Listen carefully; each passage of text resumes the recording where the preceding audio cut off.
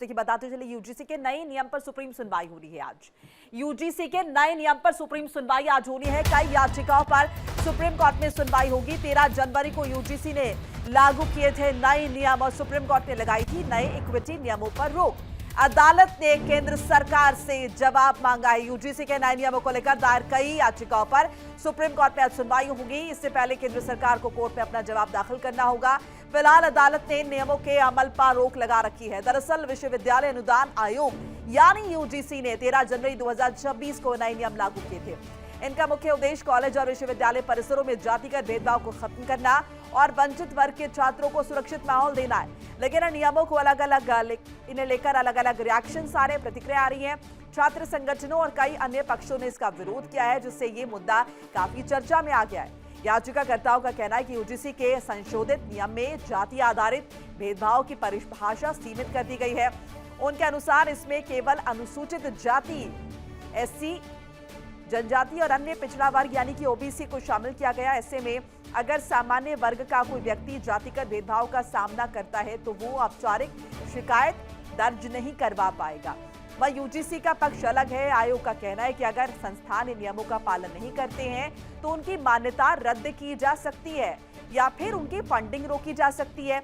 UGC ने यह भी बताया कि 2020 से 2025 के बीच जातिगत भेदभाव से जुड़ी शिकायतों में 100% से ज्यादा बढ़ोतरी हुई है।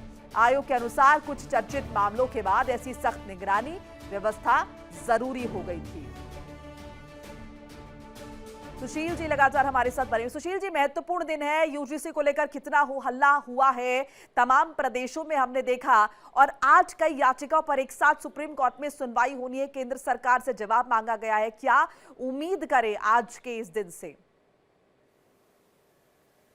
बिल्कुल, आज सुप्रीम कोर्ट में जो 23 याचिकाओं का बेंच है उस पर आज सुनवाई होनी है और यूजीसी आज अपना पक्ष भी रखेगा। तो ये कहीं ना कहीं जो पूरे देश में उबाल आ गया था, लगातार विरोध प्रदर्शन शुरू हो गए थे, तो ऐसे में सुप्रीम कोर्ट ने उस पर स्टे लगाया था।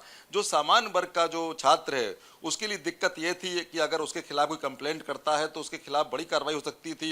यहाँ तक कि जो शिक्षा में उसके प्रभाव पड़ सकता था, वो उसको अगर देखा जाए तो बीसी या जो प्रिंसिपल है उसको कॉलेज से बाहर निकाल भी सकता था, तो शिक्षा में प्रभाव पड़ सकता था। उसके अलावा कहीं ना कहीं उसको नौकरी में भी इफेक्ट आ सकता था, क्योंकि अगर उसके खिलाफ कार्रवाई होगी तो कहीं ना कहीं लिखा पढ़ी होगी तो जब पुलिस वेरिफिकेशन होता है तो काफी दिक्कतों का सामना करना पड़ता है। तो सामान्य वर्ग के जो लोग थे उनका कहना था ये तो नियमों के साथ बड़ा गलत हो रहा है, क्योंकि जो सामान्य वर्ग का छात्र है वो कहाँ जाएगा, क्योंकि ओबीसी है, एससी है, एसटी है, इनको तो आपने बाकायदे इनको एक न्याय देने के लिए पूरा आपने कानून बना दिया। आपने यूजीसी के जो नियम है वो नए नियम आ गए। तो ऐसे में अगर सामान्य वर्ग का छात्र है उसके साथ में अगर कोई मारपीट की घटना या कोई ऐसी घटना होती है तो उसकी सुनवाई नहीं हो सकती है। तो इसको लेके तमाम उबाल आ गया था। तमाम जो राजनीतिक दल हैं, चाहे बीजेपी के बड़े बड़े नेता जो थे वो भी इसके विरोध में खड़े हो गए थे। तो ये पूरा जो घटनाक्रम था काफी एक आहत करने वाला था, क्योंकि सामान्य ये तमाम जो विरोध हमने देखे हैं, इस विरोध का असर नजर आएगा और कुछ नरमी जो है वो यूजीसी के नए नियमों में देखी जाएगी। बिल्कुल, जिस तरह सुप्रीम कोर्ट ने अगर राहत दी है तो कहीं ना कहीं ये जो नियम थे उसमें अगर सुप्रीम कोर्ट ने देखा है कि इन नियमों में कुछ सुधार होना चाहिए तो इन नियमों में सुधार होना चाहिए। तो हो सकता है जो यूजीसी है नए नियम लाए, हो सकता है उसका जवाब आज कुछ ऐसा रहे कि सुप्रीम कोर्ट उससे कितना संतुष्ट होता है वो देखना पड़ेगा। लेकिन इतना जरूर है, ये नियम कहीं ना कहीं जातिगत आपस में जो एक विदेश की भावना होती है, जो कहीं ना आपस में द्वेष की भावना होती है, उसको कहीं ना कहीं बढ़ा रहे थे। लेकिन यूजीसी कहना था कि हम जो नए जो नियम हमने लाए हैं उससे कम से कम जो जातिगत आधार पे अगर एससी और ओबीसी, एसटी इन पर लगातार 2020 से लेकर 2025 तक 100% की बढ़ोतरी हुई थी, क्योंकि इनके खिलाफ तमाम शिकायतें आ रही थी। ऐसे में हमको ये नियम वंचित छात्रों के हित में लेना पड़ा। लेकिन सवाल ये उठता है कि कहीं ना कहीं नियम छात्रों के बीच में छोटी मोटी लड़ाइयाँ होती रहती हैं। इतना जरूर है कि ये नियम में कुछ बदलाव होना चाहिए। जो लोग मानते हैं तो ये जो पूरा मामला है, आज सुप्रीम कोर्ट में आज सुनवाई होनी है। इस मामले में 23 याचिकाएं दाखिल हुई हैं, 23 याचिकाओं का एक बंच बना है, तो एक साथ सुनवाई होगी और आज सुनवाई होने के बाद सुप्रीम कोर्ट सुशील जी, अभी तक तो अगर केंद्र सरकार की पक्ष की बात करें तो केंद्र सरकार कहीं ना कहीं अडिग है इन तमाम नियमों को लेकर। जो भी अमेंडमेंट्स केंद्र सरकार की तरफ से किए गए उन्हें लेकर वो अभी भी कहीं ना कहीं सख्त नजर आ रही है, और यही वजह है कि मामला सुप्रीम कोर्ट में गया। उससे पहले भी सरकार के पास ऑप्शन थे, सरकार चाहती तो तमाम विरोध प्रदर्शनों के मद्देनजर कुछ कदम उठा सकती थी, लेकिन ऐसा हुआ नहीं। सो आपको लग रहा है कि आज जब अदालत में अपना पक्ष केंद्र सरकार रखेगी तो केंद्र सरकार की तरफ से भी कहीं ना कहीं ये कोशिश होगी, क्योंकि लगातार हम विरोध देख रहे हैं कि कुछ जो है नरमी इसमें आए। अदालत जो करेगी वो तो है ही, लेकिन केंद्र सरकार का रुख क्या हो सकता है आपके हिसाब से?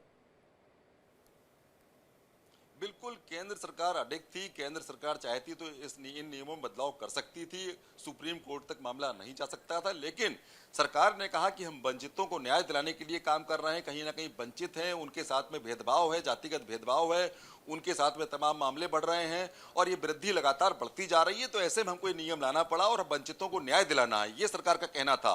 लेकिन इसके बाद जब सरकार के ही नेता उसके विरोध में खड़े हो गए, तमाम जो बड़े बड़े कद्दावर नेता थे वो खड़े हो गए, तो ऐसे में सरकार ने कोई उसमें रिएक्शन तो नहीं दिया, लेकिन सुप्रीम कोर्ट ने इसमें राहत दे दी। तो हो सकता है सरकार अपने फैसले में अडिग रहे, लेकिन सुप्रीम कोर्ट इसे किस रूप में देखता है, सुप्रीम कोर्ट इसे किस एंगल की तरफ ले जाता है, तो कहीं ना कहीं जो पूरा मामला है अभी कहीं सुप्रीम कोर्ट के सामने है और सरकार अपने पक्ष को हो सकता है मजबूती से रखे, हो सकता है कुछ शिथिलता करे। अभी कुछ कहना जरूर जल्दीबाजी होगी, क्योंकि नहीं आज उनका जो क्या वो रहता है, सरकार का जो आज जवाब में क्या रहता है, ये सब किस तरह का रुख रहता है सरकार का, आज अदालत में देखना बहुत दिलचस्प होगा। बहुत बहुत शुक्रिया सुशील जी आपका तमाम बातचीत जानकारी साझा करने के लिए। देखिए इंडिया डेली 24/7 अब आपकी स्मार्ट टीवी पर। इंडिया डेली मौजूद है सभी डिजिटल प्लेटफॉर्म पर लाइव और लगातार। इंडिया डेली 24/7 हर दिन राष्ट्र को समर्पित।